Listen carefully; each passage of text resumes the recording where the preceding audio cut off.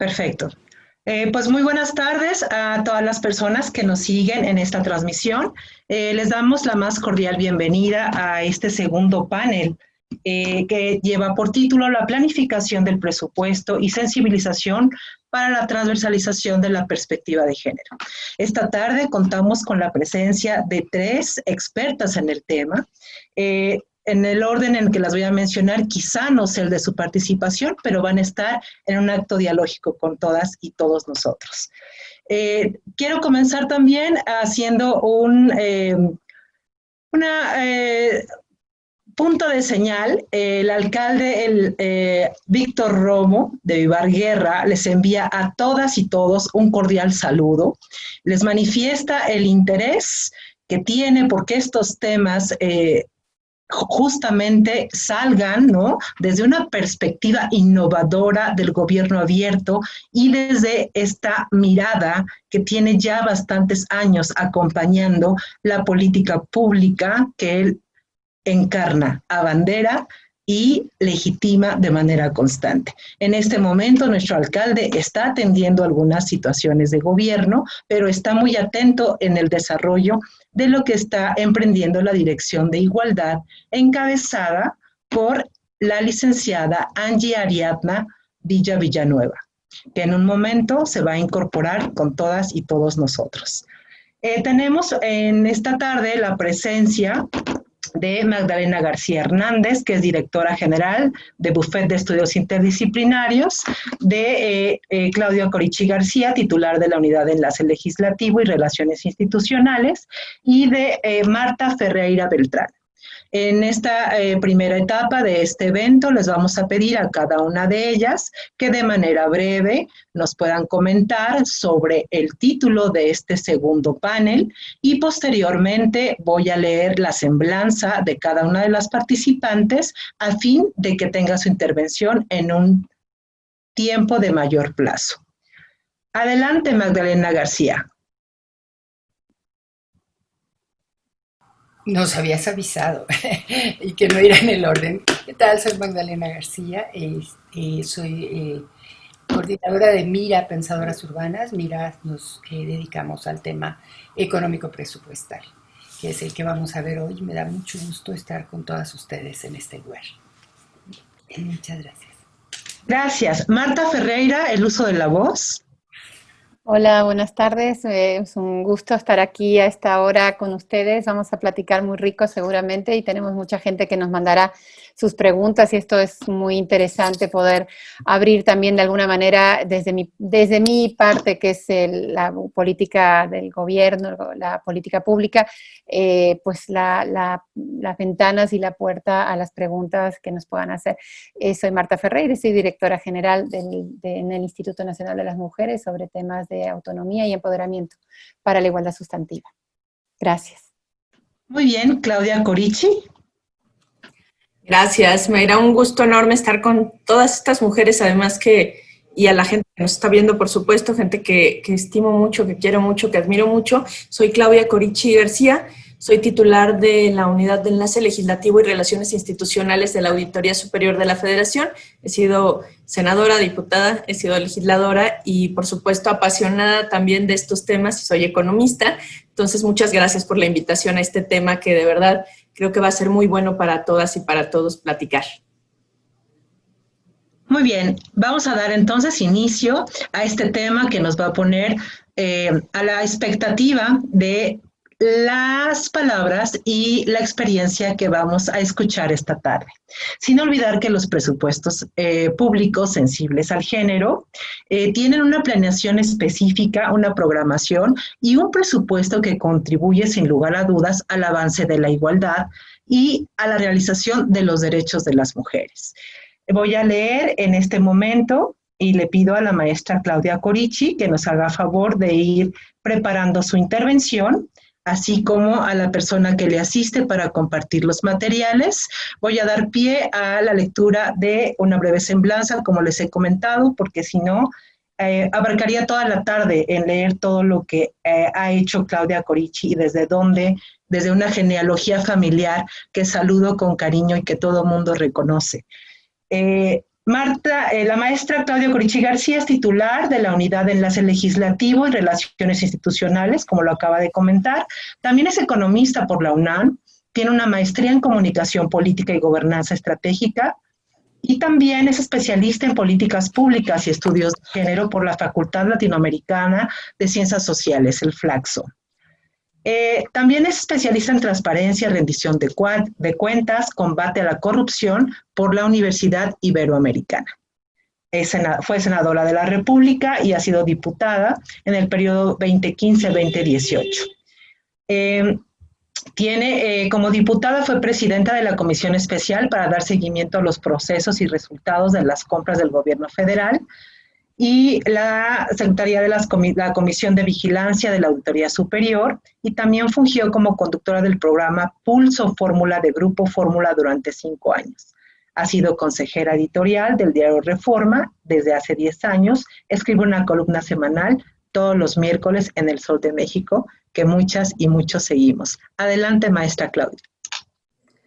Muchísimas gracias, de verdad un gusto, Mayra, además que tú estés conduciendo esta sesión con mujeres y hombres pues que nos están escuchando y viendo, y además, por supuesto, agradecer la invitación a mi amigo, el alcalde de Miguel Hidalgo, Víctor Hugo Romo, por supuesto de Angie Villa, directora de la Unidad de Igualdad, Diversidad y Derechos Humanos de la Alcaldía Miguel Hidalgo, un tema muy, muy importante que hoy nos tiene convocadas y nos tiene aquí. Los presupuestos con perspectiva de género, que me parece que deberían estar en el centro, sin duda, de todos los diálogos que se hicieran sobre presupuesto. Y antes de comenzar, por supuesto, quisiera hacerles llegar un cordial saludo a nombre del Auditor Superior de la Federación, el maestro David Colmenares, para quien el tema de los presupuestos es de enorme relevancia. Vamos un poco a hablar de qué son los presupuestos públicos. Entrando un poco en materia, les comento que los presupuestos públicos son instrumentos financieros que sirven para impulsar el desarrollo económico y social a partir de ciertos criterios de la planificación del gasto. El presupuesto de egresos de la Federación, el PEF, cuyo proyecto para 2021 fue presentado apenas este martes pasado, forma parte de la política económica para atender los problemas públicos y además es uno de los temas quizá más apasionantes. Lo hacemos este conversatorio pues en una semana donde el debate está intensísimo, donde se están poniendo posicionamientos. Hay que tener claro que los presupuestos, en mi opinión, de ninguna manera se reducen a métodos contables y sobre todo no son neutrales. Tienen una visión y no son neutrales, tienen además tienen una esencia de lo que quieren ser los programas de gobierno y están ahí manifestados. Las decisiones presupuestarias reflejan además las prioridades de los gobiernos y se dirigen o deberían dirigirse sobre todo a solucionar las problemáticas y demandas de la población. Sin embargo, por lo general, la realidad es que históricamente no han tomado en cuenta la necesidad de las mujeres y los hombres de manera diferenciada y también hay que decirlo que además del género se deben considerar otras variables que pueden derivar en discriminación y desigualdad si no se consideran. Los presupuestos con perspectiva de género tienen como objetivo cerrar las brechas de desigualdad entre mujeres y hombres, así como atender la necesidad específica de las mujeres y eliminar la discriminación y las violencias que se ejercen sobre mujeres y niños. Y vaya que en México necesitamos hablar mucho de estos temas y consolidarlo. Creo que es importante rescatar que para México los instrumentos internacionales de Naciones Unidas han sido un factor muy, muy importante de impulso para la igualdad entre mujeres y hombres y para el diseño de presupuestos públicos con una perspectiva de género. El año pasado cumplimos 4 décadas de la entrada en vigor de la Convención para la Eliminación de todas las formas de discriminación contra las mujeres, el CEDAW, por sus siglas en inglés. El documento posee la más alta jerarquía normativa, tiene un rango constitucional y fíjense, hago un pequeño paréntesis porque estaba preparando justamente uno de mis artículos que quiero hablar en unos días, unas 2 semanas, sobre la participación de las mujeres en los procesos electorales en Estados Unidos y me encuentro que cuando nosotras tenemos estas 4 décadas de la entrada en vigor de la Convención de la CEDAW, en Estados Unidos es el único país desarrollado donde no se ha ratificado. Lo dejo ahí simplemente para decir que realmente es un elemento muy importante a nivel internacional y que tiene la mayor importancia que en México tenga tanto tiempo, que ha sido un documento con esta jerarquía normativa. Asimismo, en el mes de septiembre estamos celebrando, y de verdad creo que es una excelente manera de celebrar este tipo de reuniones y conversatorios. Estamos celebrando el 25 aniversario de la Declaración y Plataforma de la Acción de Beijing, aprobadas en la Cuarta Conferencia Internacional sobre las Mujeres. Por eso este ciclo de conferencias en Miguel Hidalgo es una excelente manera de festejar. Y quiero comentar que en la Plataforma de Acción de Beijing se determinó por primera vez, y voy a situar textualmente, que en las decisiones presupuestarias y programas se integre una perspectiva de género al mismo tiempo que una financiación adecuada de los programas encaminados a lograr la igualdad entre las mujeres y los hombres.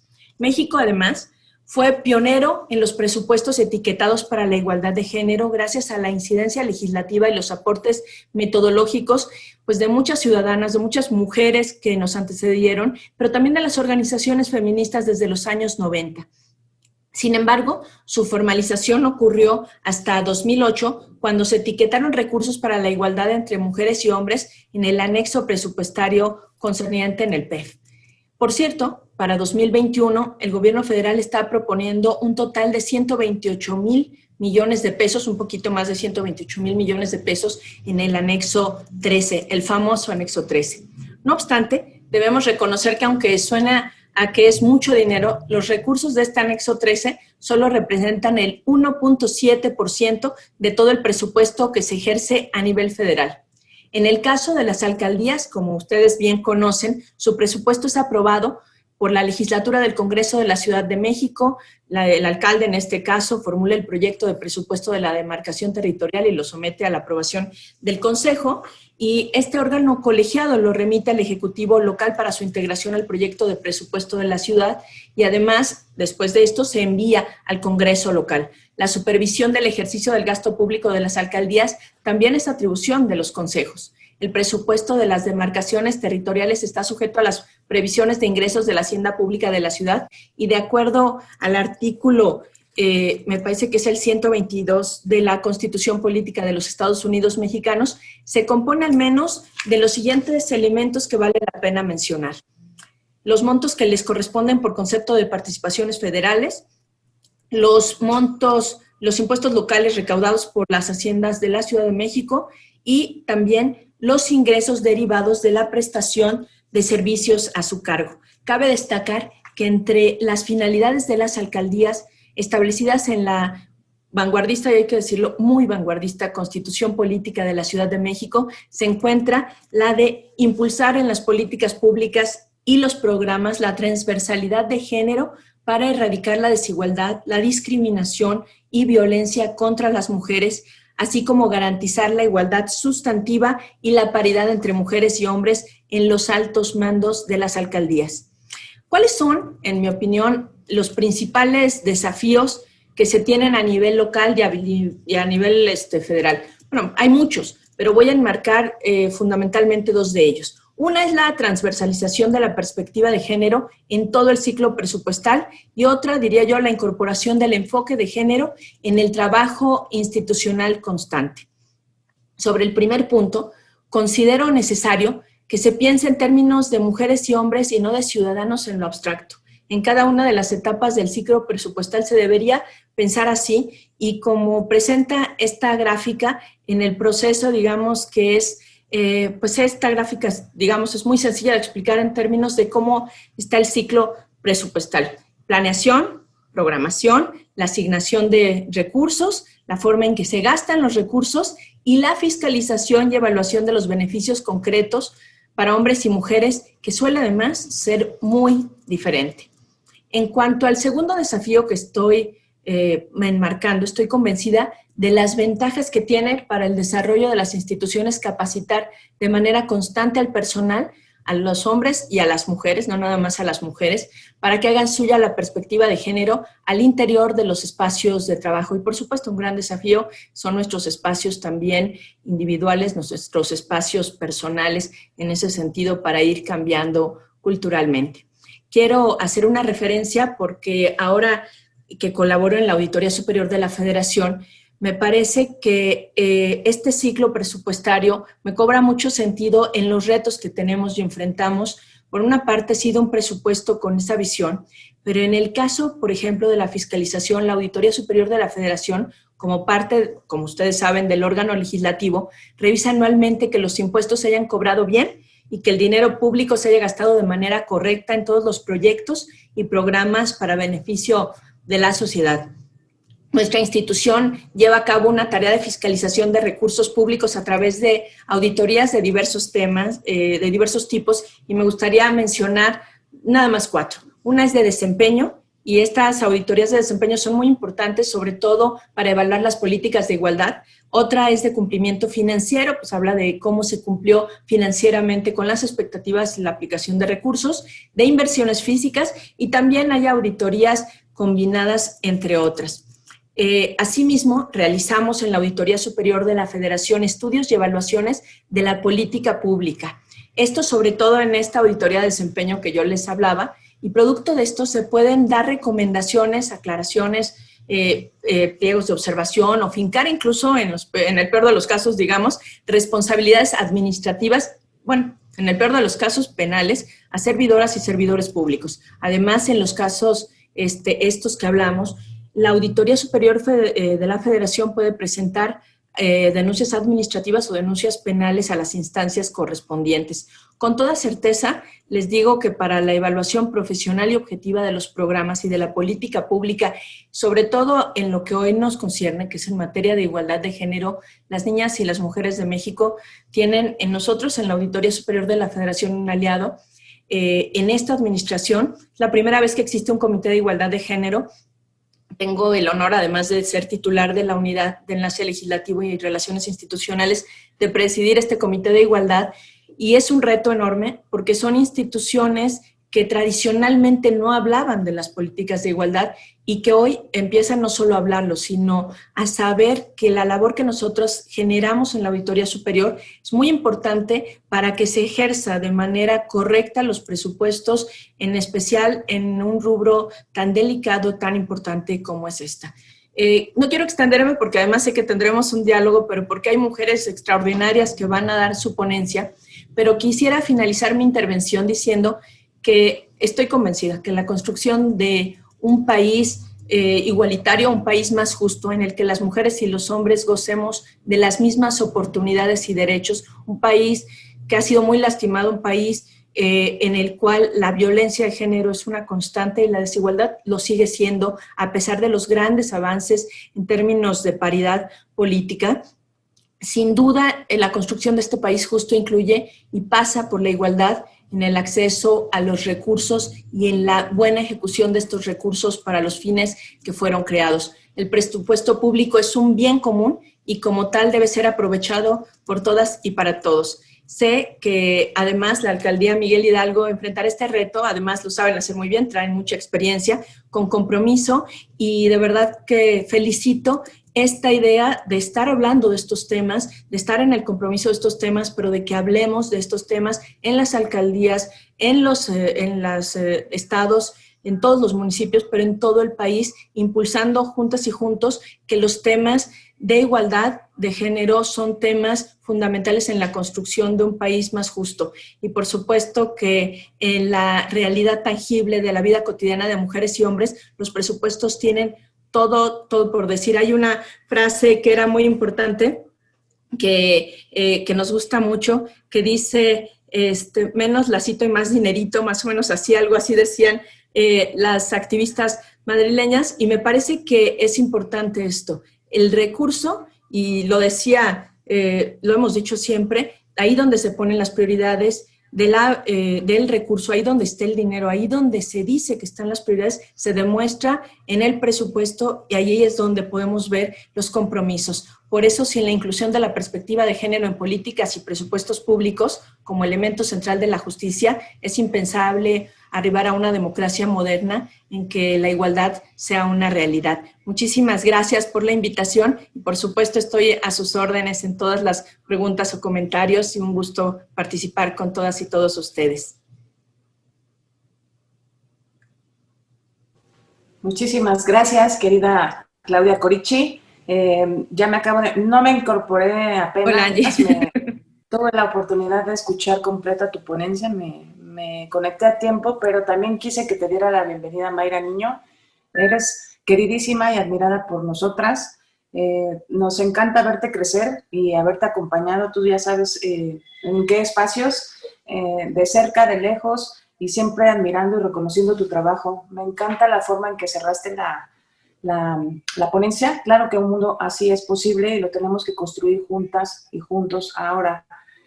Un excelente final, y es de lo que se trata, de buscar las mismas oportunidades y los mismos derechos para mujeres y hombres. Tu trayectoria y tus logros avalan tu compromiso, y quisiéramos comprometerte más en esta tarde, que pudieras acompañarnos en otro tipo de foros, además de este ciclo de conferencias, presupuestos para la prevención y la atención de la violencia con perspectiva de género y de derechos humanos. Tenemos pensado muchos otros momentos y temas en los que nos pudieras acompañar, y nosotras estaríamos encantadísimas. Muchísimas gracias, Angie. Y disculpo al alcalde Miguel Hidalgo, le da mucha pena, pero ahorita no nos va a poder acompañar. Tal vez en el transcurso de la tarde dice que pudiera darnos un saludito, pero me pidió especialmente que lo pudiera disculpar contigo. Bienvenidas a nuestras ponentes en esta tarde, mis queridas Magda, y tenemos la presencia de la maestra, la doctora Marta Ferreira, que en la última vez que pudimos coincidir estuvimos en el Senado de la República en un evento de Manu Mitchell, y siempre se aprende muchísimo con ustedes. Muchísimas gracias por tu intervención, Clau, y vamos a dar momento para nuestras escuchas y nuestras observadoras, para que podamos saber sus dudas, sus inquietudes, para que tengamos ese diálogo que comentas. A continuación, si les parece bien, iríamos con nuestra siguiente ponente, que es la doctora Magdalena García Hernández, y hasta el final sería la ronda de preguntas y respuestas para tener esta charla, desde luego con la maestra Claudia Corichi, que parece a veces muy sencillo en estas palabras, en esta ponencia que nos compartió, comprender cómo es este tema de los presupuestos con perspectiva de género. Yo quería que supieras también, Clau, que, y también a Marta y a Magdalena, que nos están observando servidoras y servidores públicos de la Miguel Hidalgo. Esa fue la primera intención, que nos pudieran ver y que esto sea constructivo para precisamente el momento que estamos viviendo actualmente, y debido a que los presupuestos empiezan a trabajar más o menos por estos meses de septiembre y octubre, para que tengan herramientas para que lo podamos hacer con y desde la perspectiva de género. Entonces, siendo así, seguimos con el programa. Muchas gracias, Mayra, y muchas gracias también quiero dar a la consultora Ruth Veneroso, que nos está apoyando para hacer este evento a través de estas nuevas formas de comunicarnos, que es vía Zoom. Excelente trabajo de la consultoría de Ruth Veneroso. Muchas gracias. Entonces, voy a presentar a la doctora Magdalena García Hernández. Ella es directora general del Bufete de Estudios Interdisciplinarios AC. Estás por ahí, Magda, ¿verdad? Sí. Economista y experta en género. Ha sido servidora pública, funcionaria bancaria, personal de Naciones Unidas, profesora e investigadora universitaria, consultora en la ONU, ONU Mujeres, ONU Habitat, PNUD, UNFPA, OIT, CEPAL y el Banco Interamericano de Desarrollo. Forma parte del Consejo Directivo de la Comisión Wairow, que tiene su sede en Nueva York, 2018. Es integrante del Grupo Asesor de Partes Interesadas de ONU Habitat desde 2019. Es copresidenta del Grupo de Mujeres Constituyentes de la Asamblea General de Socios, GAP, ONU Habitat desde 2017. Fue secretaria técnica de la presidencia del Grupo Intragerencial de Género, GIG, del Sistema de Naciones Unidas en México de 2010 a 2012. Forma parte del Comité de Seguimiento y Evaluación del Consejo Nacional de la Agenda 2030 para el Desarrollo Sostenible, Presidencia de la República desde 2018. Coordinadora del Campus Binacional de Pensadoras Urbanas, México-Perú, de la campaña urbana mundial de ONU Habitat. Fue integrante del grupo de expertas y expertos globales de las unidades de política sobre finanzas municipales y los sistemas fiscales locales en el proceso de Habitat 3 de 2015 a 2016. Fue vicecoordinadora en la Junta de Coordinación Política, primer Parlamento de Mujeres de la Ciudad de México, en 2019. De 2007 creó y dirige un campus virtual para la formación y capacitación que busca incidir en las políticas públicas. Ha apoyado la creación de observatorios urbanos, diseñado, creado y apoyado los observatorios de violencia social y de género, así como otros observatorios para el seguimiento del gasto público para la igualdad entre mujeres y hombres. Fue directora de Estudios Económicos de la Facultad de Economía de la Benemérita Universidad de Puebla de 1973 a 1974. Directora General de Estudios Económicos del Banco Mexicano Somex en 1985. Directora General de Desarrollo Social del Gobierno del Distrito Federal en 1997. Presidenta de Puntos Focales de la Red Mujeres Líderes del Acuerdo de Cooperación Asia-Pacífico, APEC, en 2003. Es empresaria en las industrias de la hospitalidad medioambientalista y consultora en Buffet de Estudios Interdisciplinarios AC, organización con estatus consultivo en ECOSOC, en Naciones Unidas. Mi querida Magda, bienvenida a nuestro ciclo de conferencias Presupuestos para la Prevención y Atención de la Violencia con Perspectiva de Género y de Derechos Humanos. Es un gusto tenerte con nosotras como a nuestras demás ponentes. Y bueno, es amplísimo tu currículum y tengo el honor de haberte acompañado también en algunos momentos y soy muy fan y conocedora de tu trabajo y compartimos en algún momento hasta en una red por un milenio feminista. Muchas gracias, mi querida Magda. Bienvenida, te escuchamos. No, pues muchas gracias a ustedes. No me di cuenta que envié algo tan largo. En realidad requerimos más tiempo para otras cosas, lo siento. Pero muchísimas gracias por esta invitación. Me encantó ir a Claudia como la primera ponente. Le doy las gracias también al señor alcalde, a Hugo Romo, a Mayra Niño, que está aquí. Saludos a todos de parte de Pensadoras Urbanas, que seguramente andan por ahí en alguna de las redes donde se está presentando este evento.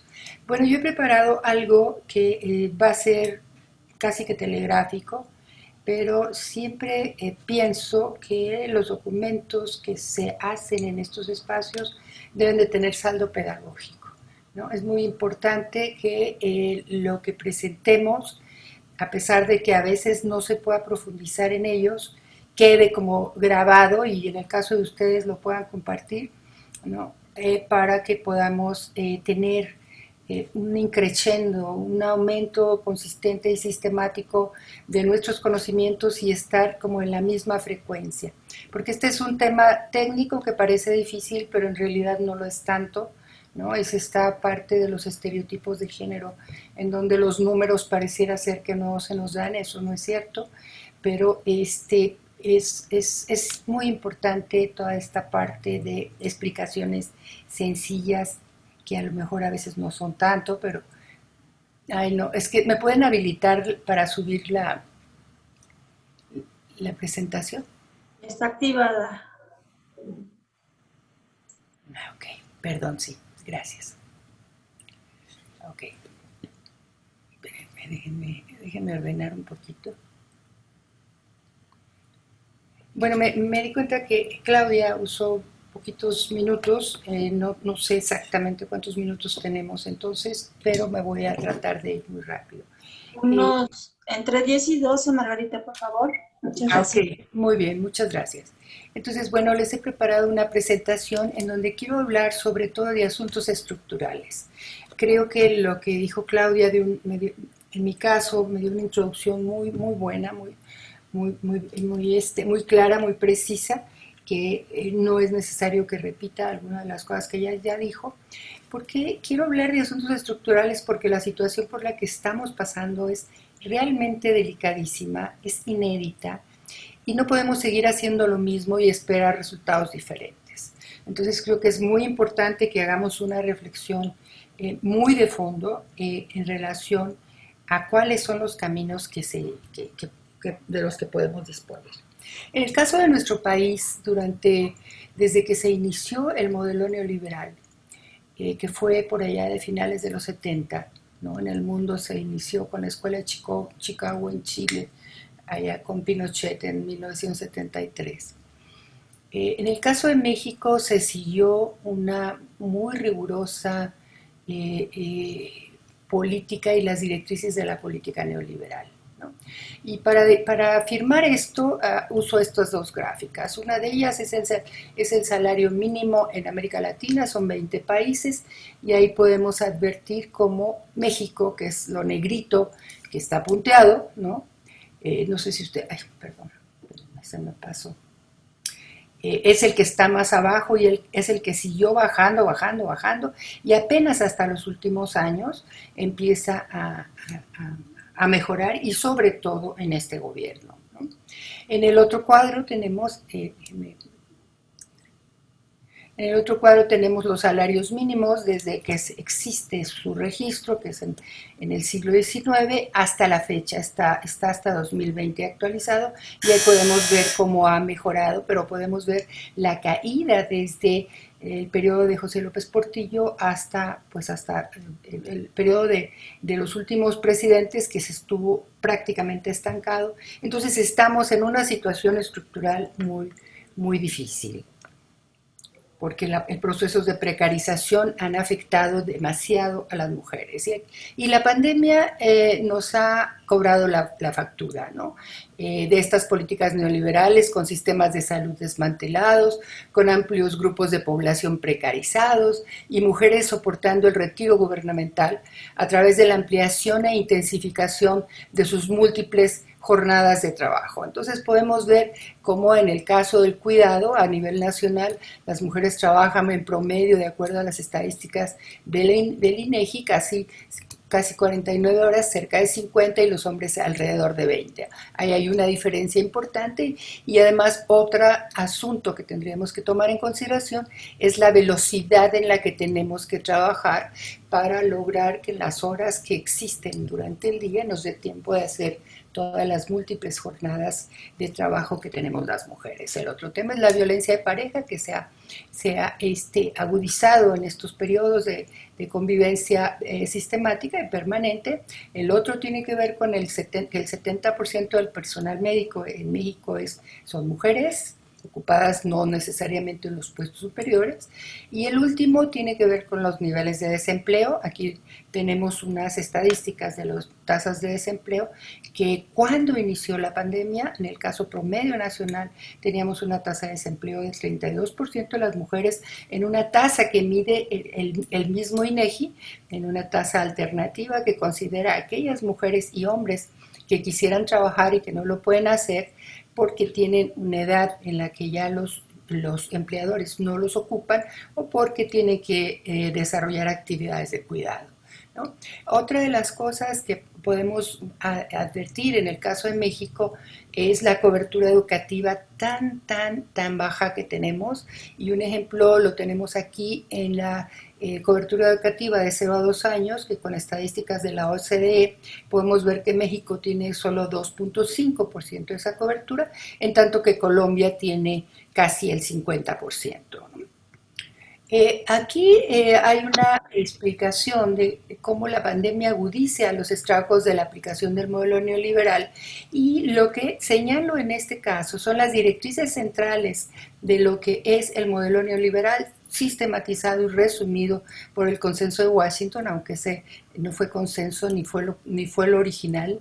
En realidad esto se inició varios años antes que el Consenso de Washington, pero tomando esa sistematización del Consenso de Washington, lo que hago es una evaluación de cuáles han sido los efectos sobre las mujeres de cada uno de estos enunciados de las directrices centrales del modelo económico de ajuste estructural.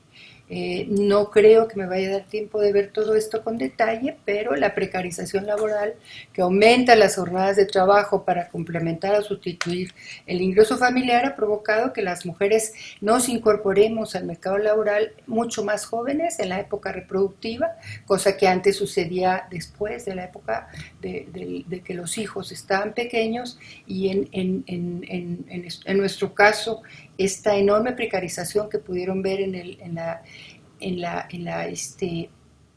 la tabla donde presento los salarios mínimos, que finalmente son una directriz de los salarios promedios de la economía, provocó un incremento en las jornadas de las mujeres que tenían ahora que compatibilizar el trabajo doméstico de cuidado y el empleo, ¿no?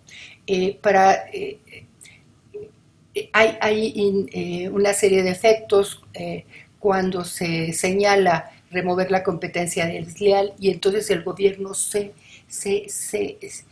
retira de una serie de actividades en estos modelos de eficiencia, eficacia, que yo no digo que en términos metodológicos estén equivocados, creo que están bien, pero creo que el centro de la eficiencia y de la eficacia tiene que también considerar a quién le toca cada cosa, porque si nada más por un afán de hacer todo más barato, significa que voy a desmantelar una serie de actividades como nos pasó en el principio de la política neoliberal, de la reducción en salud y en educación, donde las mujeres tuvieron que entrar a sustituir esas actividades que el gobierno dejaba de hacer, ¿no?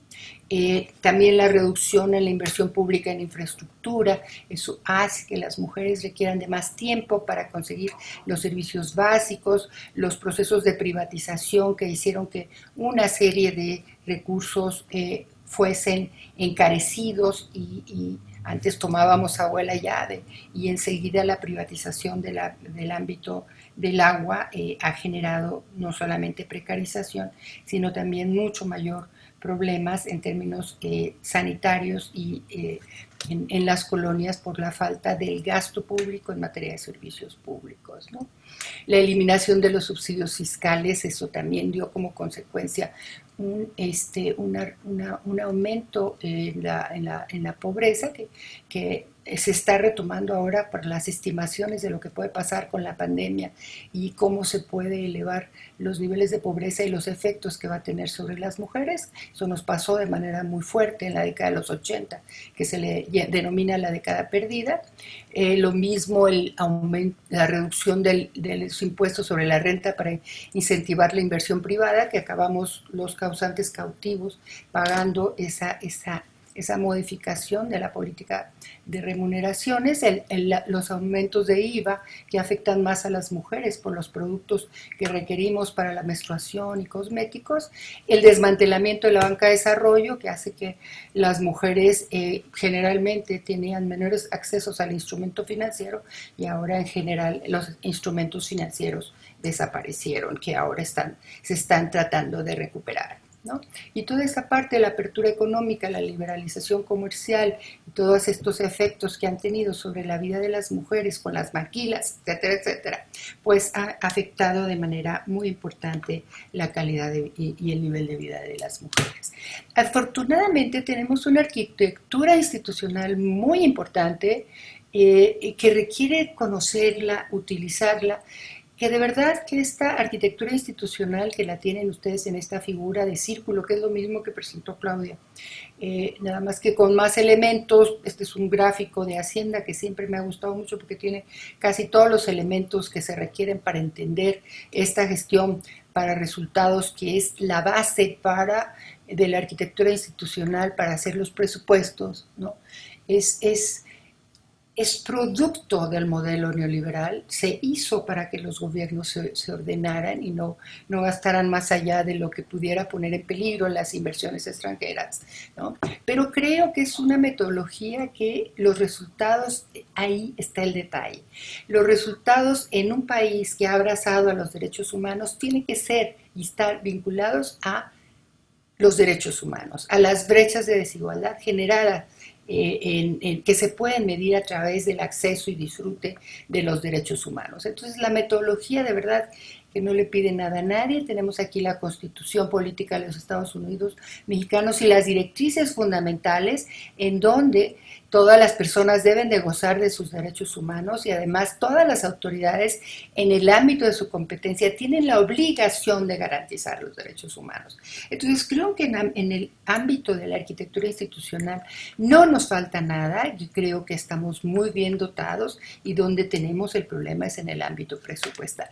A nivel federal, nos dicen que ha aumentado mucho los recursos que nos destinan. Ya dijo algo Claudia al respecto. Ahí tienen ustedes la gráfica desde que se empezaron a registrar los presupuestos con perspectiva de género, o ahora los anexos de género, desde 2004 hasta 2021, ya está lo que presentaron ayer en el paquete económico, ¿no? Y podemos ver que sí se ve un crecimiento importante en los últimos años, sobre todo a partir de 2018, pero si vemos los datos de la parte de abajo, en realidad son cantidades pírricas, son pequeñísimas, ¿no? En donde no llega ni siquiera al 1% del PIB, y en términos de cuánto es del gasto programable, pues no llega ni al 3%. Y además, aquí estamos hablando de presupuesto. El año pasado tuvimos, bueno, no el año pasado, 2020, hemos tenido un recorte muy fuerte de 75% de dos capítulos que son muy importantes, y esto pues va a tener que en sus resultados dar otro resultado, ¿verdad? Pero por ahora esos montos son muy bajos. No estoy de acuerdo con la etiquetación se debe de utilizar para acciones afirmativas, y tenemos que acelerar la transversalidad. Tenemos que, como la humedad, llenar todos los presupuestos con perspectiva de género, porque somos más del 50% de la población, porque en realidad la igualdad se va a lograr cuando la igualdad presupuestal se dé en los hechos, y que no se nos estén etiquetando pequeños recursos, porque no estamos con la idea de que nos den un pedazo del pastel más grande. Queremos que cambiar la receta para que dentro del proceso de presupuestación, ¿no?, estén incorporadas siempre las mujeres y los hombres. Que cuando se hacen los PBRs, cuando se hacen las matrices de indicadores, se esté haciendo la definición del problema con perspectiva de género. No es posible después, como cereza del pastel, decir, bueno, ahora vienes y pones los indicadores. No, así no se hace. Se tiene que hacer desde el diseño del presupuesto, desde el inicio del diseño en todos los programas. Y no es difícil, porque lo que se tiene que pensar es cuál es el derecho que se tutela desde cada institución. Y al saber qué derecho se tutela, yo voy a tener los principales referentes para establecer las brechas de desigualdad. Algo que nos preocupa en la metodología que utiliza la Secretaría de Hacienda y Crédito Público para etiquetar estos recursos es su metodología. Porque en su metodología, ellos tienen una metodología con unos porcentajes. Si se fijan, ahí unos están en rojo, otros en verdes porque son buenas noticias, y otros están en negros porque no sabemos por qué estamos ahí, ¿no? Pero esta es como una tabla a la que se le aplica el recurso que se va a destinar para cada tipo de programa, y dicen, bueno, ese porcentaje le toca a las mujeres. Y aquí nada más voy a señalar dos de ellos. Uno, la pensión para el bienestar de las personas adultas mayores, que ahí las adultos mayores somos nosotras, las mujeres, 56%. ¿Por qué nos dedican 30.64%? ¿Quién sabe? Pero eso no puede suceder. ¿Por qué en la parte de la Fiscalía General de la República nos asignan o nos lo ponen en el anexo de género, en el anexo de igualdad? Nos ponen el combate a la corrupción, tampoco sé por qué nos lo ponen ahí, ¿no? Otra de las cosas que nos genera suspicacia es el no tener los indicadores.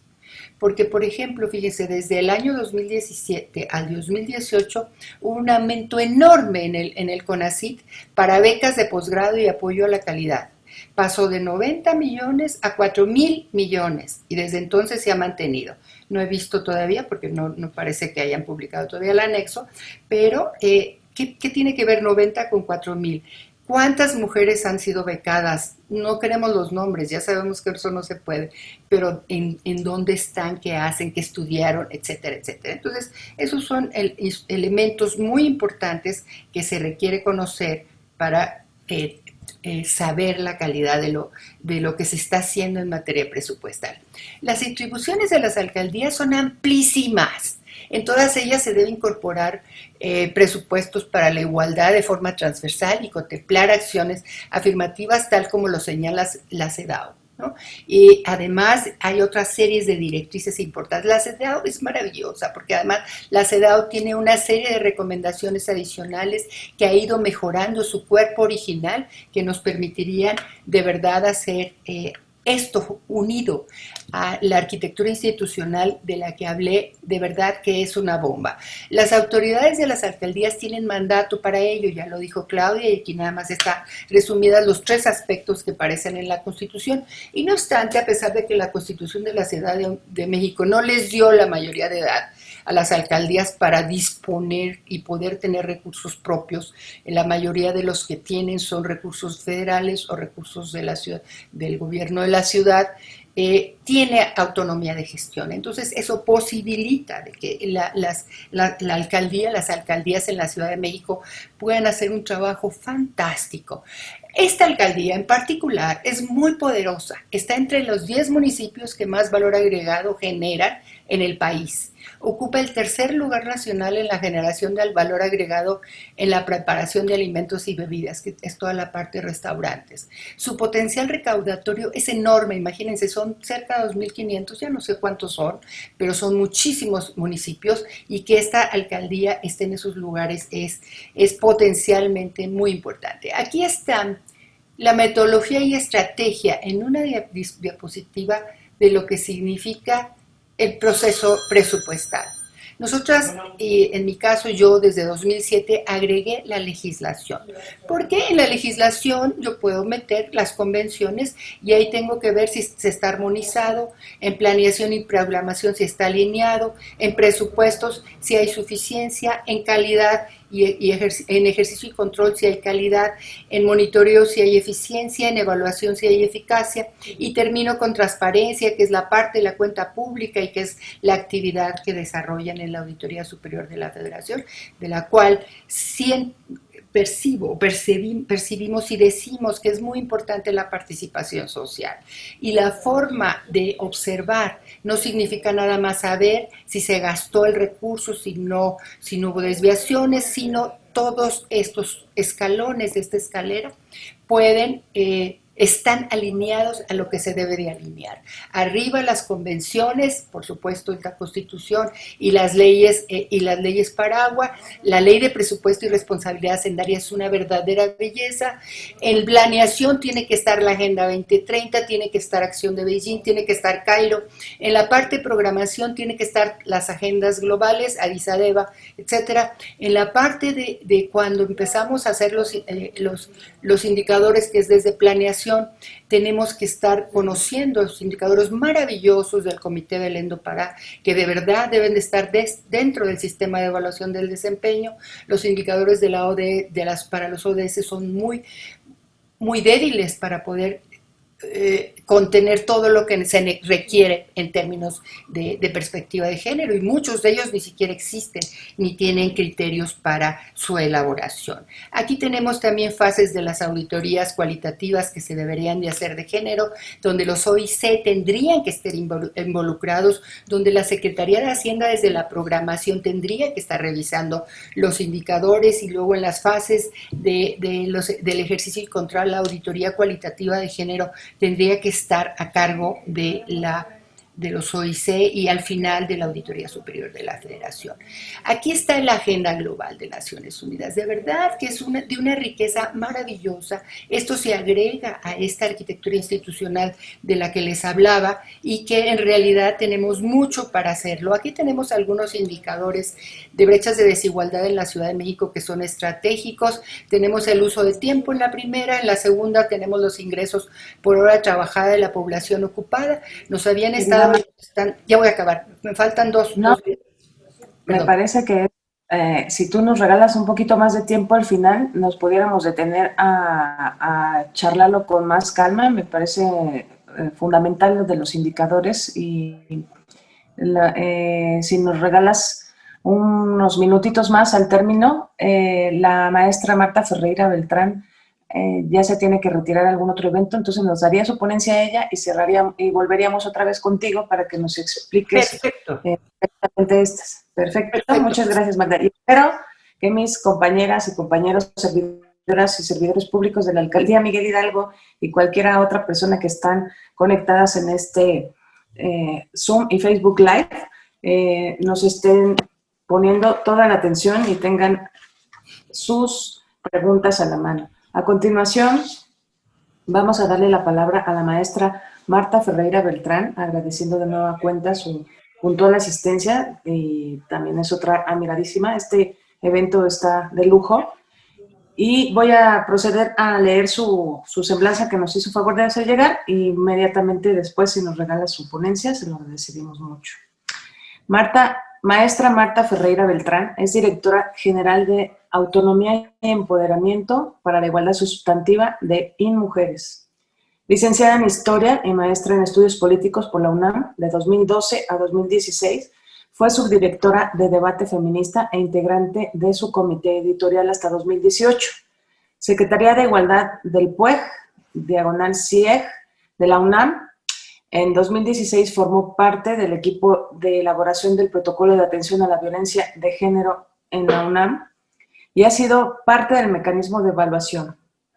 Ha sido directora de Promoción de la Cultura y No Discriminación del CONAPRED y actualmente está cursando el doctorado en Sociología en la UNAM y es profesora de asignatura de la Facultad de Ciencias Políticas y Sociales. Actualmente es directora general de Autonomía y Empoderamiento para la Igualdad Sustantiva de InMujeres. Muchas gracias, bienvenida, maestra. Muchas gracias a todos. Me disculpo con Magdalena por la interrupción. No sé por qué estoy en dos pantallas. Me estoy viendo en dos Está lugares. Bien. Es por la parte de la unidad de igualdad. Ok. Y Magdalena, disculpa, pero realmente tu ponencia podría haber sido una ponencia magistral. Yo estaba súper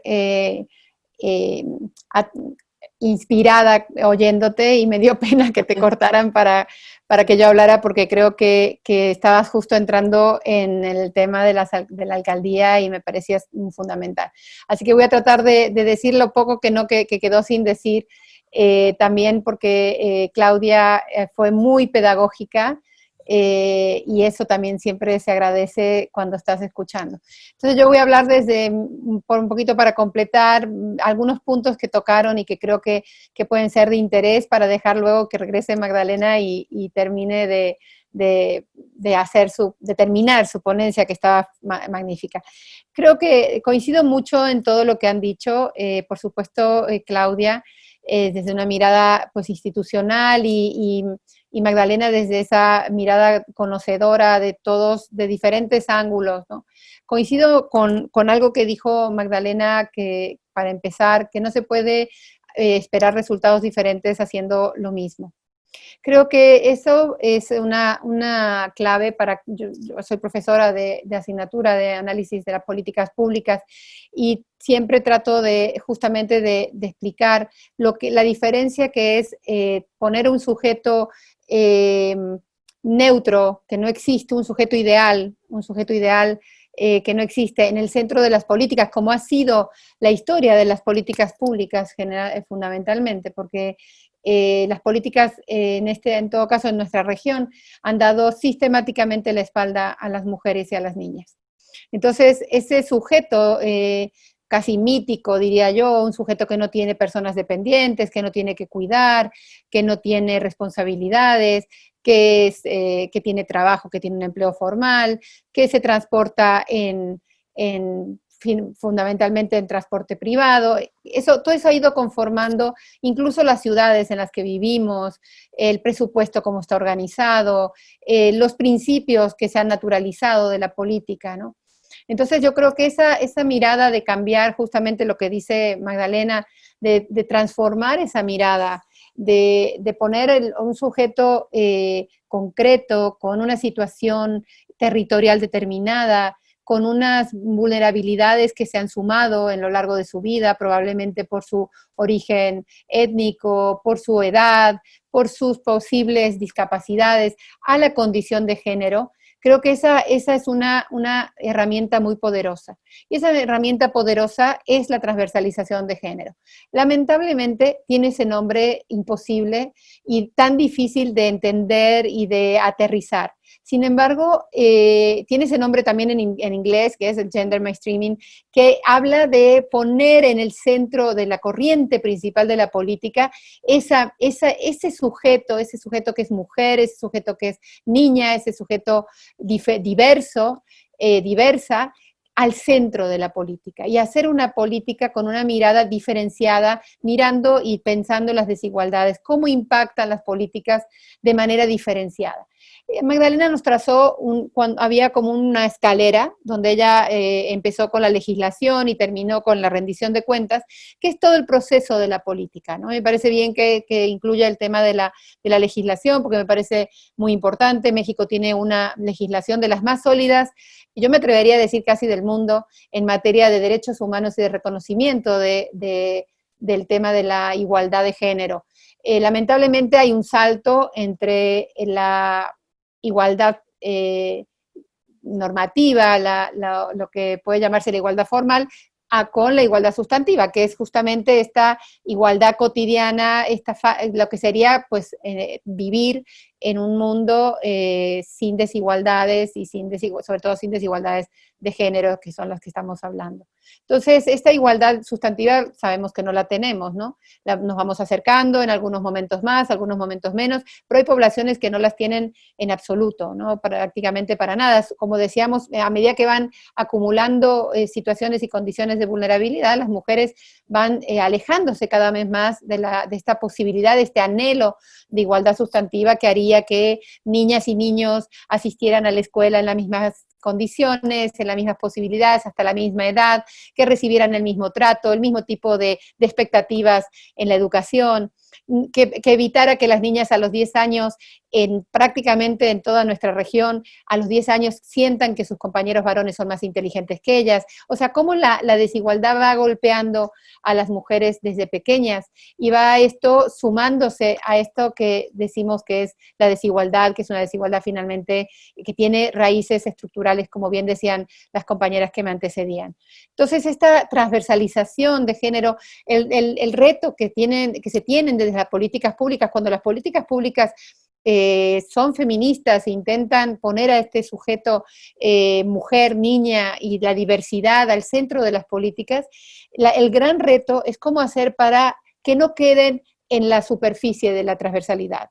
O sea, tenemos leyes, tenemos la ley de planeación, o sea, tenemos instrumentos que nos obligan a ser transversales, a que el género atraviese todas las políticas públicas. Están, como han explicado muy bien a mis compañeras antes, el anexo 13, que en realidad son acciones afirmativas, porque lo que necesitamos, como dijo Magdalena, lo de la humedad, nunca había pensado en esa metáfora, pero yo siempre había pensado como tinta, ¿no? Como echar un color, una tinta, un azul genciano y que todo lo cubre. Para mí esa es hacia donde tendríamos que llevar los presupuestos, hacia que cambiaran de color todos los presupuestos, porque esta mirada de un sujeto, hombre y mujer, diferenciada, diversa, pues es el sujeto que existe, es el sujeto en el que estamos, y es el sujeto que habita este país.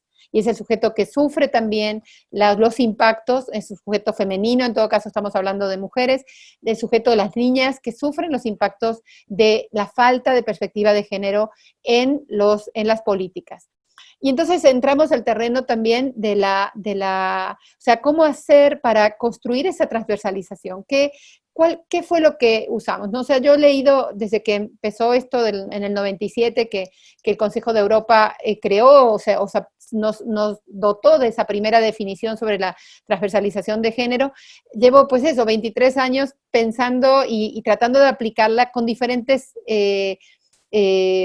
éxitos o posibilidades, ¿no? Lo que había visto hasta hace poco, hasta hace un año, era mucho trabajo en capacitación, que es muy importante. Había visto mucho en normatividad, en desempeño, en algunos criterios, por ejemplo, de cumplimiento del anexo 13, de seguimiento del anexo 13, pero no había visto cómo aterrizar realmente que esa perspectiva de género en el diseño de las políticas realmente afectara positivamente y redujera las brechas de desigualdad.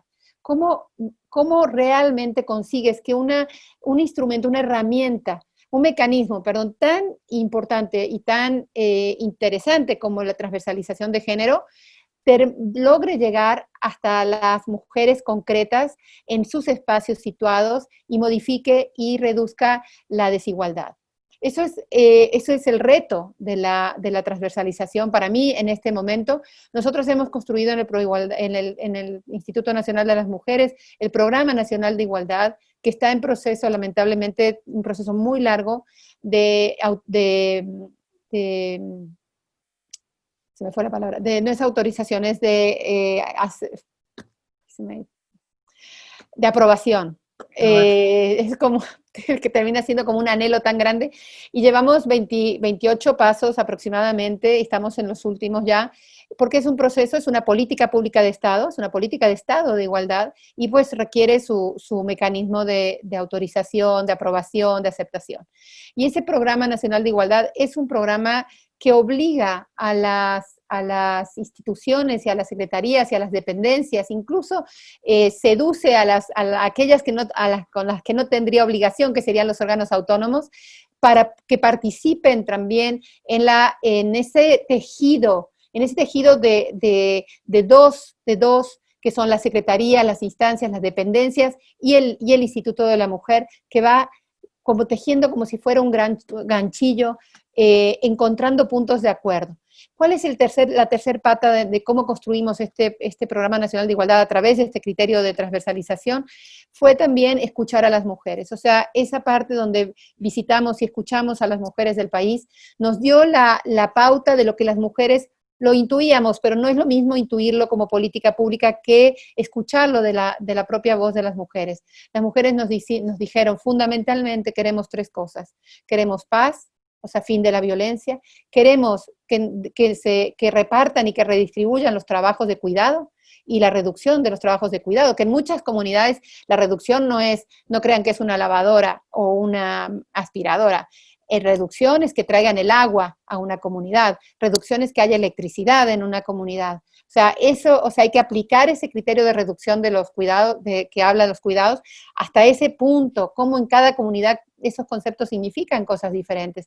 Y en el tercer punto, la autonomía económica. Las mujeres necesitan trabajo no informal, necesitan trabajo formal, y como se dice, trabajo digno, es decir, con un contrato, con un horario, con unas vacaciones, con un salario convenido, es decir, con una posibilidad de jubilación. O sea, ese trabajo necesitan las mujeres. Necesitan que sus hijos estén cuidados y bien cuidados, y que estén muy cerca, está muy cerca en todo el país el tema del cuidado y de la seguridad. Necesitan que sus hijos estén cuidados, pero también estén seguros. Entonces, estos tres elementos, con lo que hablamos con las mujeres, así como básicamente, desde la mujer que está en Sonora hasta la mujer que está en Chiapas, todas nos dijeron lo mismo, todas las mujeres de este país, y me atrevería a decir que casi las del mundo, tienen estos tres anhelos constantemente. Nosotras, además por la situación de la violencia en el país, el tema de la seguridad, de la paz y la violencia, pues tiene un peso más importante. Entonces, bueno, yo quería como un poco hablarles cómo nosotros hemos visto esta transversalización, que estoy totalmente de acuerdo que el anexo 13 es demasiado simbólico, que nosotros lo tomamos como acciones afirmativas, que es una acción afirmativa, para garantizar por lo mínimo, por lo menos eso, pero eso no quiere decir que el resto del presupuesto esté exento de la mirada de género. El resto del presupuesto tiene que ser aplicado también con perspectiva de género. La normativa ahí está, las capacitaciones ahí están, hemos dado muchísima capacitación, los funcionarios y funcionarias conocen el tema de género en el Estado, saben tanto en todos los órdenes de gobierno.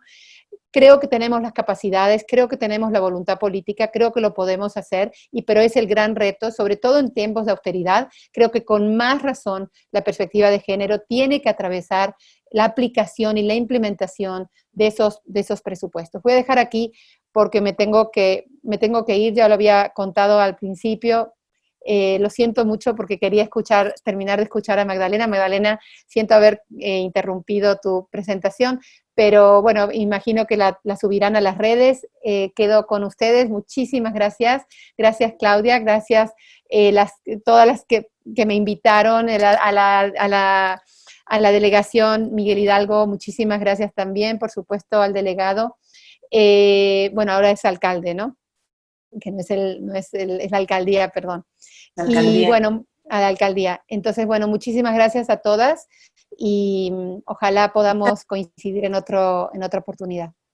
Muchísimas gracias, maestra, por sus palabras. También está súper nutritivo lo que nos comparte, muy didáctico, igual que nuestras dos anteriores ponentes. Yo reconozco aquí a 3 insistencialistas que me enseñaron los fundamentos de lo que tienen que ser los presupuestos con perspectiva de género. Me faltan 2 bien importantes, que es la gobernadora de Zacatecas, Amalia García, y desde luego Malú Michel Camarena.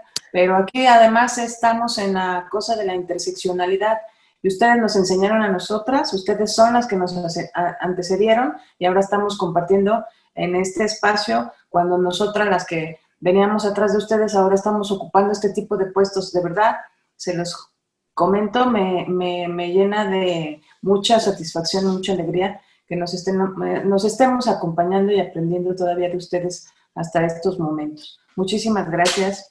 Muchísimas gracias. Marta Ferreira Beltrán, que le vaya muy bien. Y gracias. Seguimos con nuestra ponente anterior, Magda, porfa, doctora Magdalena García Hernández. Gracias, Marta, no te preocupes. O sea, en realidad fue muy rica esta interrupción. Muchas gracias. Sí. Muchas gracias, Angie. Quisiéramos dedicarle todo el tiempo a tu ponencia, Magda. Espero que nos haya escuchado, que me haya escuchado ahorita la maestra Claudia Corichi, y tú también en lo que dije. De verdad se los reconozco de corazón. Si alguien a mí me enseñó estos fundamentos sobre los presupuestos con perspectiva de género, y hoy por hoy nos estabas comentando en tus láminas que se ha visto un pequeño incremento o mejora de 2018 para acá. Yo diría que por obvias razones. También nos hablaste pues de todos estos estragos horrorosos que hizo el neoliberalismo, y que lamentablemente pues nosotras entendemos que lo peor lo vivimos las mujeres.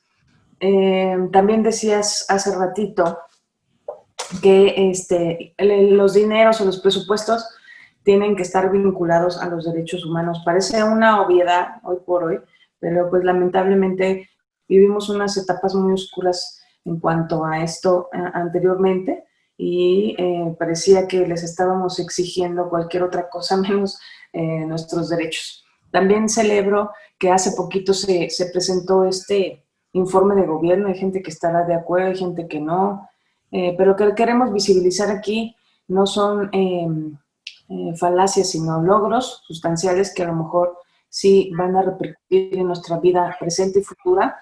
Por ejemplo, en esto que comentaste fue cuando se me ocurrió comentar esto.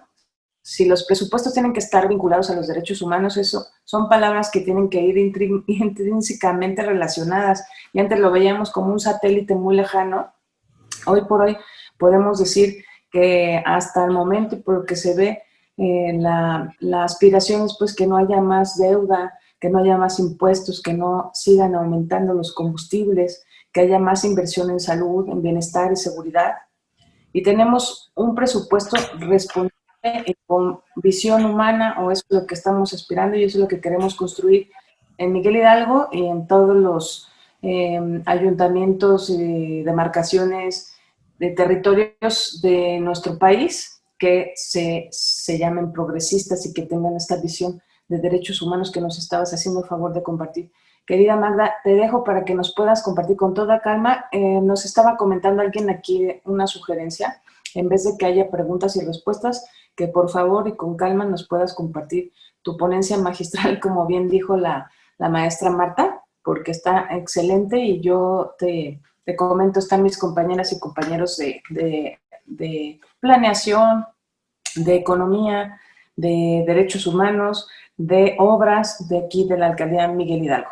Entonces, Por último, y antes de darte la palabra, quisiera volver a agradecer a nuestra consultora Ruth Veneroso Rivera. Nos comentan hasta hace unos minutos que teníamos 270 personas viendo esta transmisión desde Facebook y 58 inscritas en Zoom. Por favor, voy a echarme mi comercial. Denle like a la página de Facebook de la Unidad de Igualdad, Diversidad y Derechos Humanos para que esta información llegue a más y más mujeres. Estamos como MH, espacio y DH. Muchas gracias, Magda. Adelante, por favor, te escuchamos. Y si quieres compartir pantalla otra vez, retomar desde antes. Y si estás de acuerdo, en vez de preguntas y respuestas, terminamos con tu ponencia completa. Y donde tú quieras tomarla y que nos expliques lo último. Gracias. Muchas gracias. Mira, voy a tomarla desde donde me quedé y si quieren regresamos en algo. Por ejemplo, toda la parte neoliberal la tuve que decir casi como telegrama, que es muy rica esa parte, pero creo que ya se dijo. Pero ahorita podemos hablar de esto que sigue. Espero que se esté viendo mi presentación. Aquí lo que tengo es solamente, es solamente una parte de las estadísticas, que es lo que he estado haciendo, una revisión a fondo de toda la ENOE, porque de verdad que si queremos hacer muy bien la parte de la planeación presupuestal, el diseño y posteriormente la ejecución y el monitoreo y demás, la parte de los indicadores siempre es una parte muy compleja que se les dificulta mucho y creo que hay espacios, sobre todo en el caso de la autonomía económica, en donde tenemos una ventaja enorme con la ENOE, con la Encuesta Nacional de Ocupación y Empleo, que además tiene una oportunidad de apenas un mes, ¿no? O sea, de que se termina el trimestre, se tarda un mes en ser publicado y creo que a veces se tarda ya 15 días. Entonces, de verdad que no podemos estarnos quejando de que no hay y no podemos estar inventando indicadores, que muchos de ellos son exclusivamente de gestión, de cuántas mujeres fueron aquí o allá. No, aquí necesitamos de verdad hacer las cosas a fondo. Y les preparé estos 4, les digo, tengo evaluada toda la ENOE para todos los estados y todas las ciudades. Son 38 ciudades, es un área metropolitana, está también la área rural y están las 32 entidades federativas. Y entonces estamos evaluando cada una de ellas con todas sus estadísticas, donde estamos metiendo también la parte productiva para poder sacar productividades y ver el potencial. Y bueno, lo que nos encontramos, claro, no se los estoy presentando aquí, el que las mujeres están generalmente en los sectores de menor productividad, por diversas razones. No voy a entrar ahorita a dar las explicaciones, pero eso es lo que estamos haciendo como para hacer un aporte en materia de sistemas de información a ámbitos que requieren de ser muy fortalecidos. No podemos seguir haciendo toda la parte productiva con el síndrome de Bartola, ¿no? En donde ahí te dejo estos 3 pesos y te vuelves súper empresaria y al rato ya estás en Shark Tank, ¿no? O sea, en los tiburones. No, así no es. O sea, en realidad el poder empoderar a las mujeres económicamente en ámbitos empresariales es otra cosa, ¿no? Entonces, bueno, eso es lo que hemos estado trabajando y esto es parte de ese trabajo. Ustedes pueden ver ahí, por ejemplo, hay algunas estadísticas que pues no son regulares, como puede ser la encuesta intercensal, que antes era el conteo a mediados de periodo, en los años que terminan en 0 el censo y en los años que terminaban en 5 era el conteo. Ahora hicieron la encuesta intercensal con la maravillosa estadística del trabajo no pagado, ¿no? Y entonces ahí podemos ver cómo en el caso de la Ciudad de México las mujeres en la semana trabajan 42 horas en total, y ahí está todo desagregado ya sea por personas mayores con discapacidad, niños, adolescentes, y la parte doméstica propiamente dicha, ¿no? Y lo que podemos observar, por ejemplo, cuando hacemos análisis comparado con otros estados, es que hay estados como Chihuahua, por ejemplo, o Zacatecas, ¿no? Que estos 42 horas de las mujeres se convierten en 50 y tantas, ¿no? Y que esos 18 en los hombres, pues a lo mejor en aquellos se convierten en 20, ¿no? ¿Por qué en el caso de las mujeres pareciera que trabajamos menos horas? Yo creo que porque somos una metrópoli y porque, vaya, todo eso lo estamos analizando. Somos una metrópoli y si nos tardamos 3 horas en el transporte, pues bueno, ¿de dónde vamos a sacar las horas?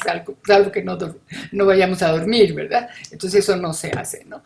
Entonces, bueno, ahí tienen ustedes la explicación de estas estadísticas, ¿no? En el lado superior derecho, para mí, no sé si para ustedes, tenemos los ingresos por hora trabajada. Esto también me lo da el INEGI y lo que hacemos es deflactarlo con un índice de precios, ¿no? Y están de hombres y mujeres, es el promedio que incluye todas las ocupaciones, que son ocupaciones que pueden ser las asalariadas, las trabajadoras por su cuenta, están en hombres y mujeres, el análisis siempre lo hacemos de género. Y hasta abajo pueden ver el diferencial y que nos decían y nos dicen que se han reducido los diferenciales hasta ahorita, hasta el primer trimestre de 2020. La interesante en este momento es que estos cierres que estamos haciendo con los primer trimestre del 2020 es nuestra línea de base previa a la pandemia, ¿no? Entonces ahorita nos están haciendo estas estadísticas porque el INEGI no está haciendo las encuestas, ¿no? Pero bueno, este es un referente muy importante para que en algún momento que salgamos de esta, que es algo muy, muy difícil, muy, muy triste, yo de verdad que lo siento mucho por los jóvenes, por los niños, las niñas, finalmente uno si ya es adulto mayor, pues vaya, creo que nuestra vida está a lo mejor en otra lógica, ¿no? Pero niños, niñas, sus escuelas, sus amores, el ir a ver al niño que les gusta cuando están jovencitas o el niño ir a ver a la niña, o sea, todas esas emociones que tenemos nosotros en el transcurso de nuestra vida que están siendo pues limitadas en estas circunstancias y me duele. Tengo 6 nietos de diferentes edades y me duele mucho. Entonces, bueno, ahí tenemos cómo sí se redujo la brecha, incluso en algunos años o en algunos trimestres las mujeres tuvieron un promedio de salario en la Ciudad de México, que no es igual, la Ciudad de México es muy diferente a muchos estados, tuvo un poquito arriba que la de los hombres, pero sí, por supuesto que se redujo la brecha, pero porque a ellos también les fue peor, ¿no? O sea, en realidad aquí las brechas se reducen porque lo que sigue es que paguemos por trabajar, ¿no? O sea, ya están tan bajos los salarios, ¿no? Que ya no, ya la elasticidad, como le decimos los economistas, pues ya no da, ¿no? O sea, necesitas ganar algo, ¿no?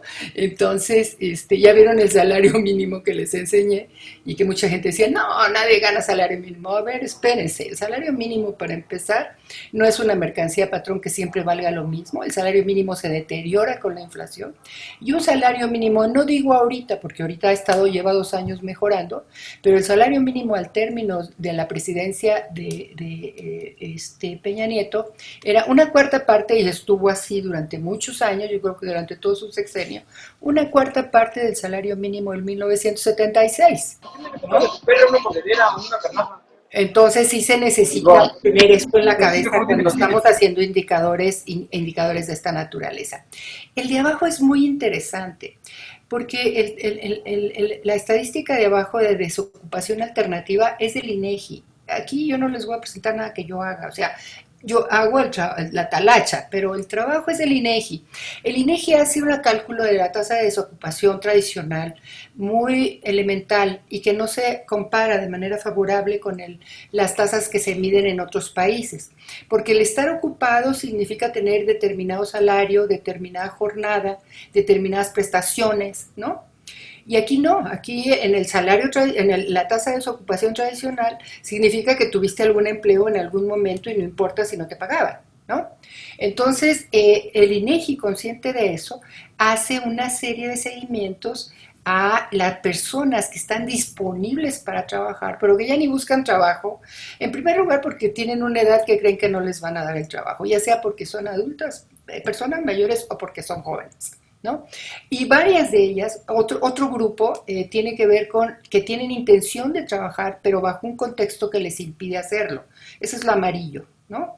El gris es esto, los jóvenes y los... No está totalmente determinado, a mí me gustaría tenerlo con diferentes edades específicos, pero estas son estadísticas que se tienen que pedir al INEGI, y a veces lo que sucede que cuando las muestras no tienen el tamaño necesario se te vuelve algo con muchas fluctuaciones, pero entonces aquí nos da una idea muy clara de los niveles de desocupación en el caso de los hombres y de las mujeres, ya considerando esta tasa de desocupación alternativa de esas personas que quieren trabajar, que están interesadas en trabajar, pero que no lo hacen porque no van a conseguir, porque lo que les van a pagar no les va a alcanzar ni para el transporte, porque porque tienen que cuidar y no tienen quien cuide, y ya vieron ustedes las estadísticas de cuidado que les presenté al principio, ¿no?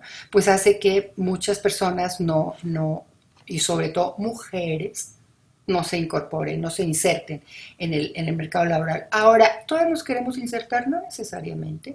El punto es que ha habido una precarización laboral tan fuerte en este país, ya lo vieron en la gráfica que les presenté al principio, ¿no? Que las mujeres tienen que trabajar pues para complementar y en muchos casos para sustituir el ingreso familiar. Entonces no es algo de que a ver si me dan ganas, no, es una necesidad. En una encuesta de microempresas que hace el INEGI, me acuerdo que por allá de 2008, una pregunta que ya no he vuelto a ver, que les decía a las mujeres si estaban trabajando por gusto o por necesidad, el 80% de las mujeres que estaban en microempresas trabajaba por necesidad, ¿no? Entonces, bueno, pues sí, no hay manera de que alcance el sueldo con los salarios como habían llegado, y todavía tampoco alcanza, pero por lo menos ya hay la preocupación de que esto no puede seguir así y que tenemos que recuperarlos. Me acuerdo que hace muchos años, pues cuando a finales de siglo, que era Zedillo, el presidente Zedillo, decía que nos íbamos a tardar 20 años en recuperar el salario, ese salario mínimo que les enseñé, que se vino de Barranca, decía 20 años, yo decía, sí, caray, pero ¿cuándo van a empezar? Bueno, ahorita ya se empezó, afortunadamente, ¿no? Y esperemos que continúe. Déjenme, espérenme, porque no quiere pasar esto. Ya. Entonces, a ver, con lo que decía Marta, que me gustó muchísimo, y lo que han estado diciendo Claudia, a ver, ¿por qué no logramos reducir las brechas? Porque en México somos magas y magos en hacer la parte de los indicadores estructurales, o sea, la parte que miden los indicadores estructurales, que es la recepción de derechos, ¿no? Que son nuestros marcos normativos, que son maravillosos, ¿no? De hecho, el Plan Nacional de Desarrollo anterior, el del presidente Peña, tenía metida de manera muy estructural, claro, del dicho al hecho, ¿verdad? Pero tenía de manera muy estructural como uno de los ejes transversales. Eran 3 ejes transversales, unos 2 que yo nunca entendí bien y estaban rarísimos, porque hasta la manera en cómo los nombraban eran raros, pero uno de ellos era la transversalidad de la perspectiva de género. Y era fantástico el decir eso en un Plan Nacional de Desarrollo, ¿no? Entonces, bueno, tenemos de verdad, yo cuando voy al extranjero me emociona enormemente los marcos normativos que podemos presentar, que podemos incluso compartir, ¿no? El punto donde se truena todo es en los indicadores de proceso, que esos miden la calidad y magnitud del esfuerzo del Estado para implementar los derechos protegidos, que tiene que ver con el contexto institucional, que tanto funcionan las instituciones, y el ámbito financiero y compromisos presupuestarios. Les digo, el síndrome de Bartola para el presupuesto de las mujeres es generalizado, ¿no? Hay algunos ámbitos así como luminosos. Yo veo, por ejemplo, si me pongo a analizar el tema del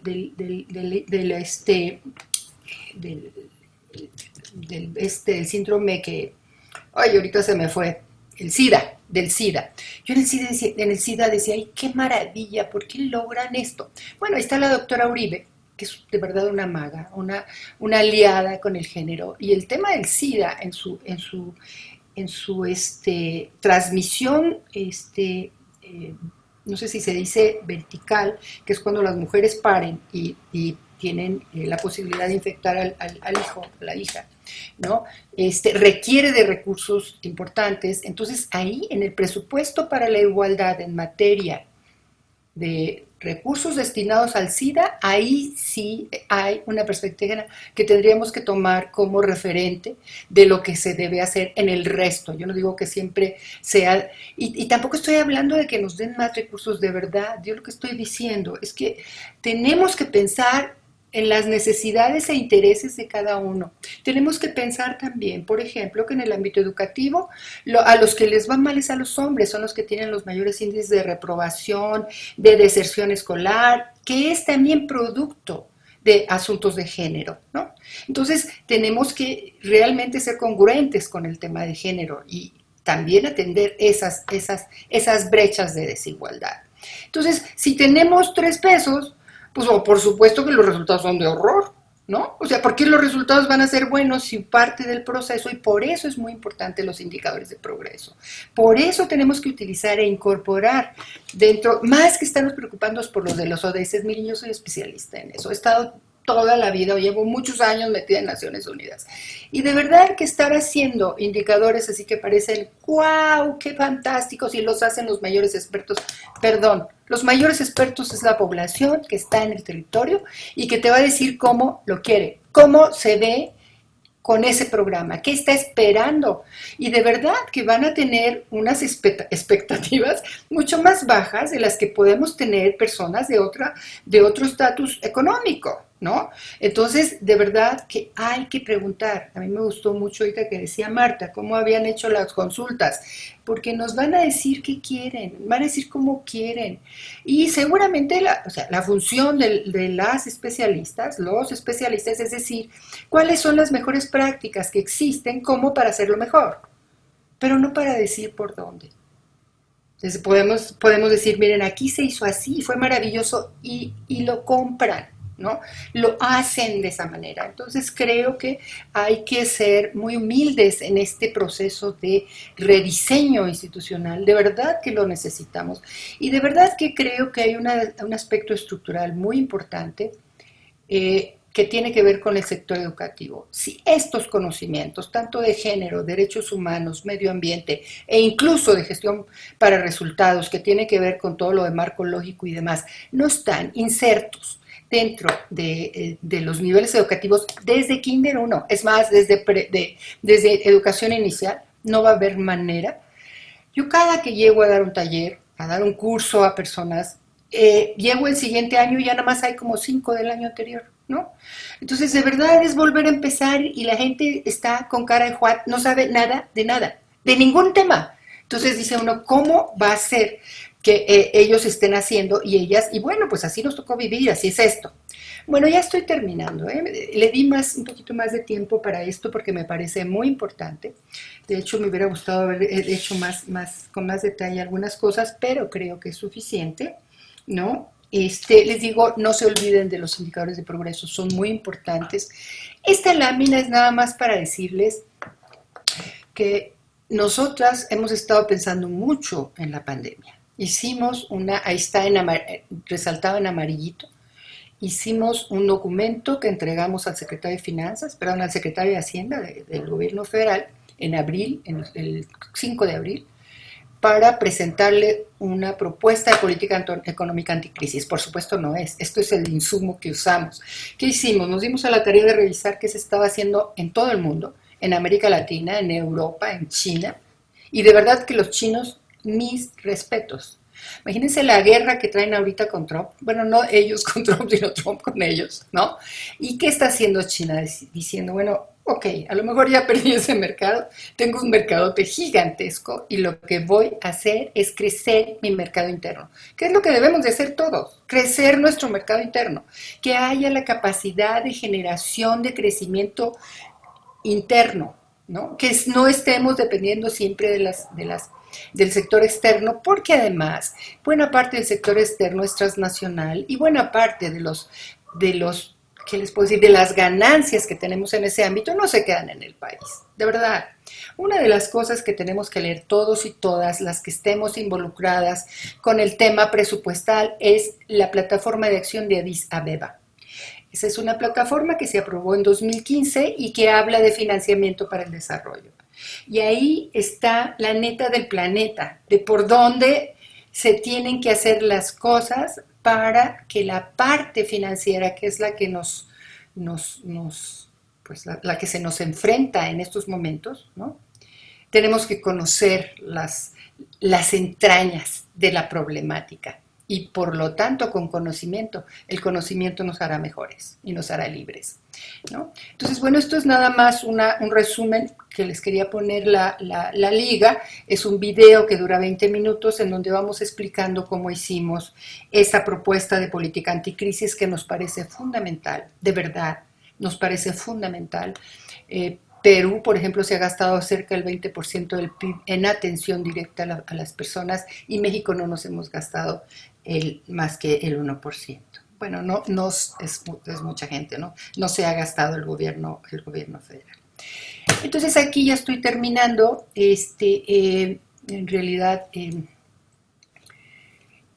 la pandemia nos ha permitido ver nuevamente con muchísima nitidez los movimientos pendulares de los ciclos largos de la historia económica de la humanidad, ¿no?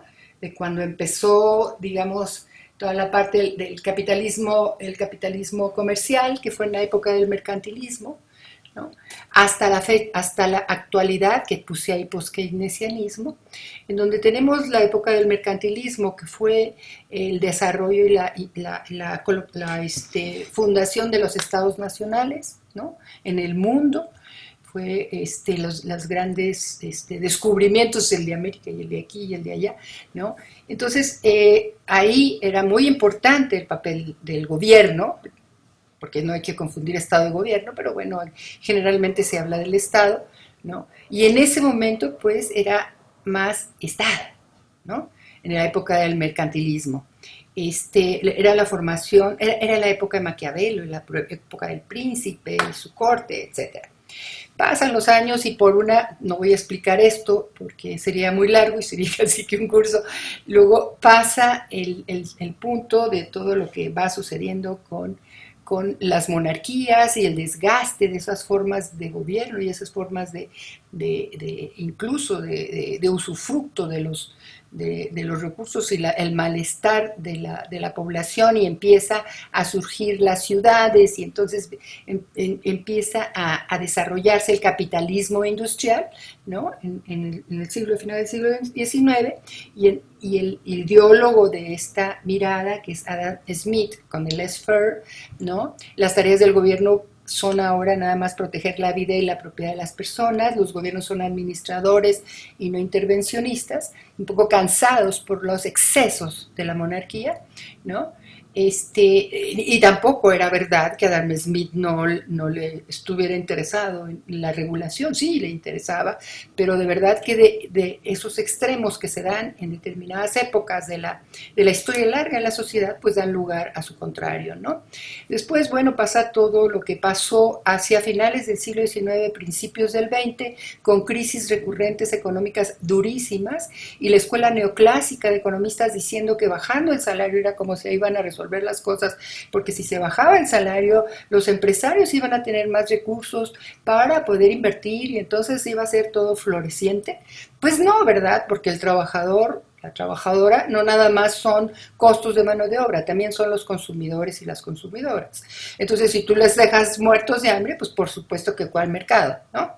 Entonces, requieres para incentivar los mercados, requieres ver las dos caras de la moneda, y ahí es cuando surge Keynes, que es uno de mis adorados, Eli Marx, Keynes,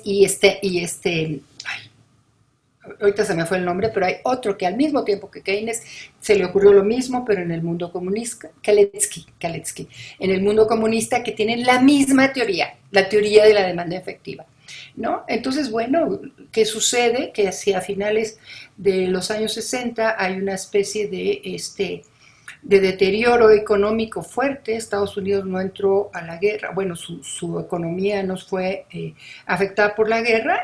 Al término de la Segunda Guerra Mundial, con el Plan Marshall, las economías europeas se ven renovadas, fortalecidas, con formas de vida, con formas económicas mucho más avanzadas, porque estaban comprando las tecnologías de último momento, y eso provocó unos desequilibrios fuertes con la productividad estadounidense frente a la productividad de los países devastados por la Segunda Guerra Mundial, y se generan muchas presiones económicas que dan lugar nuevamente al neoliberalismo y con la escuela de Chicago, ¿no? Es de verdad, vaya, ¿qué les puedo decir? Yo soy del grupo de ¿qué les puedo decir? De la década de los 80, 90, pero más bien en los 90, que el presidente Zedillo nos llamó globalifóbicas, porque sabíamos lo que iba a pasar. No puede ser hacer un planteamiento como el que se estaba haciendo con el neoliberalismo y pensar que a todos nos iba a ir de maravilla.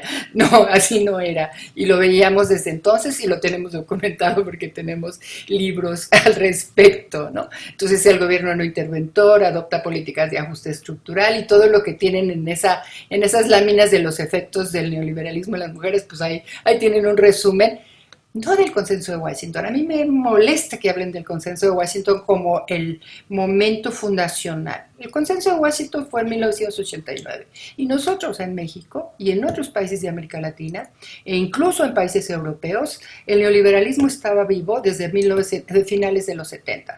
Ok, Pinochet fue vergonzante y como que no se podía presumir, pero la Thatcher a finales del siglo, a finales de los 70, ¿no?